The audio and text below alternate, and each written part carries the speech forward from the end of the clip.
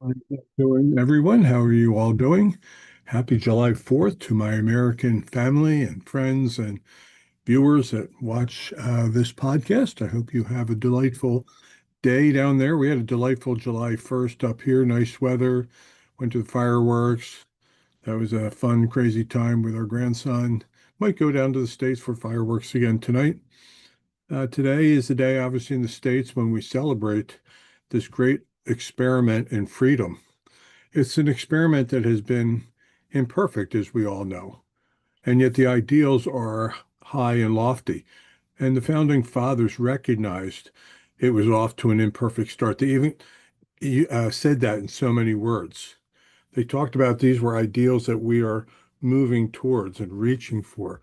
And so, even among our Native American friends and our First Nations friends and family, these freedoms, even though they were obviously done very imperfectly among you, are good ideals that we reach for. And we hope that in time we will continue to do better in reaching for these ideals.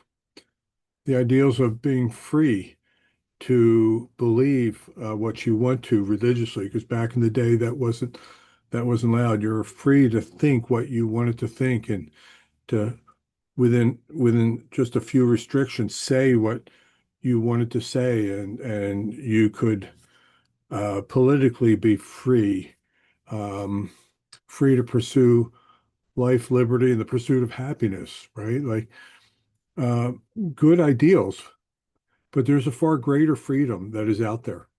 And John 3:16 is at the core of that uh, freedom. This is session 14, I think, in our series on John 3:16. I never thought it would go this long. For God so loved the world that he gave his one and only Son, that whoever believes in him shall not perish but have eternal life. And we're going to come back on, Lord willing, on Monday and diagnose this verse a little bit deeper and answer a few questions related to this.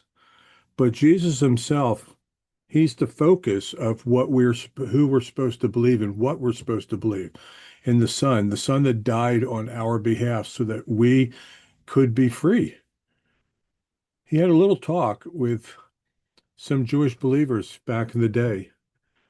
To the Jews who he himself was a Jew, to the Jews who had believed him, Jesus said, "If you hold to my teachings, you are my disciples. Then you will know the truth, and the truth will set you free." That's a tremendous, tremendous verse for us to ponder. Then you will know the truth, and the truth will set you free. The funny thing is, I hear people quote that in relation to any time they want to emphasize a truth. It could be a political truth, could be something else. The truth will set you free. Jesus is talking about a very specific truth here. He's not just talking about any truth. He's talking about something very specific, and he's talking about believing in him and what he did on the cross and through the empty tomb and ascending to heaven on our behalf. And so he goes on in this little talk. They object, of course. They answered, "We are Abraham's descendants and have never been slaves of anyone. How can you say that we shall be set free?" Now, there's a number of issues with what they just said. It's almost comical because they know their history. They are Abraham's descendants. They were slaves to somebody. They were slaves to the Egyptians. The very founding of this nation was a miraculous event by which God took Israel, the Israelites, they weren't quite Israel yet, the nation, but they were the people, descendants of Abraham, slaves for 400 years in Egypt. And the miraculous story of how he moved them from Egypt towards the promised land. He set them free.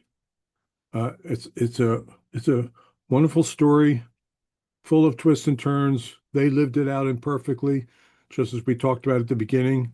Our founding fathers living it out imperfectly. They lived it out imperfectly. But it's so funny that they would say, "We've never been slaves to anyone."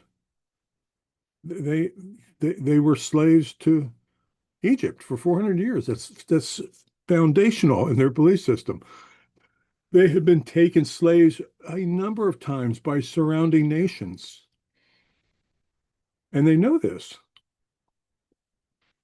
Maybe they sensed that Jesus was talking about something a little bit deeper than just being a physical slave of somebody else.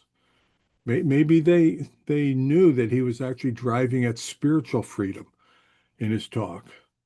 But even at that, we've never been slaves of anybody. Everybody is a slave to sin. Do you ever wonder why you sin? You ever wonder why you can know that something is going to hurt you and you still go and do it anyway? Do you ever wonder why you want to stop doing something and you're still doing it? It's because apart from Jesus, you and I are slaves to sin. We're trapped in that sin.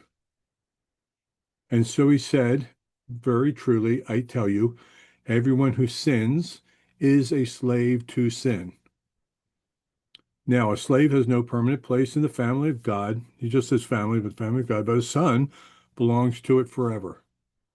So, if the Son sets you free, you will be free indeed.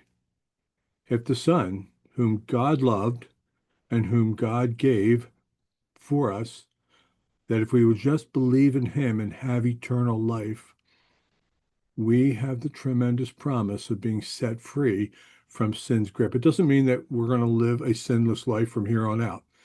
We have the potential to, because we've been set free, because we have the Spirit of God living inside of us, because he empowers us day by day, but yet we're still human.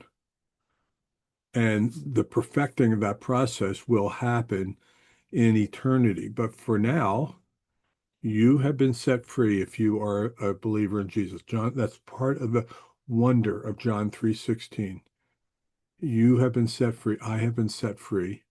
And if the Son sets us free, then we will be free indeed. So whether July 1st, July 4th, whichever it is, we have a great freedom in Jesus that we can celebrate as believers in him. So that's my word for today. I'm actually stopping over 2 minutes early. But anyway, that's my word for today. Again, I hope to my American family and friends and viewers, you have a great day. And to the rest of you, I hope you have an awesome weekend. Lord willing, I look forward to seeing you all on Monday.